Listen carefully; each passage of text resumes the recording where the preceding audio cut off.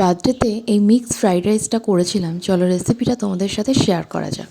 এখানে ছোট করে কেটে রাখা চিকেন এবং চিংড়ি মাছ নিয়ে নিয়েছি, আর পরিমাণ মতো নুন দিয়ে সেটাকে সাইডে রেখে দেবো। এবার একটা বড় ডেচকিতে জল গরম করে সেখানে পরিমাণ মতো নুন আর ভিনিগার দিয়ে চালগুলো ঢেলে দিয়ে ঢাকা দিয়ে কড়াইতে তেল ও ঘি হালকা গরম হলে সেখানে গোটা গরম মশলা দিয়ে হালকা নেড়ে চেড়ে আদা কুচি রসুন কুচি দিয়ে হালকা নেড়ে একদম পুরো যাতে ব্রাউন না হয় তারপরে দিয়ে দেবো কুচি কুচি করা পেঁয়াজগুলো হালকা নেড়ে চেড়ে সামান্য নুন দেবো, পেঁয়াজগুলো বেশি ভাজবো। এদিকে আমার রাইস রেডি, এবার এটাকে ঠান্ডা হতে দেবো। এবার কুচি করে রাখা সবজিগুলো এর মধ্যে দিয়ে দেবো, আর সবজি এরকমভাবে কাটলে তাড়াতাড়ি সেদ্ধ হবে। নুন চিনি দিয়ে ভালোভাবে নেড়ে এর মধ্যে চিকেন চিংড়ি মাছগুলোকে দিয়ে হাই ফ্লেমে 5 থেকে 7 মিনিট নাড়তে হবে। দেখবে চ্যাটচ্যাটে একটা শব্দ হবে, মানে এর মধ্যে ময়েশ্চারটা আছে সেটা স্টিম হয়ে বেরাচ্ছে। ময়েশ্চারটা চলে গেলে বুঝবে এটা পারফেক্টলি কুকড। এবার রাইসটা দিয়ে ভালোভাবে সবকিছু মিক্সড করতে হবে। এখানে একটা কথা বলি, চিকেন চিংড়ি আগের থেকে না ভেজে এইভাবে করলে ফ্রাইড রাইসের স্বাদটা অসাধারণ হয়, একদম রেস্টুরেন্টের মতো।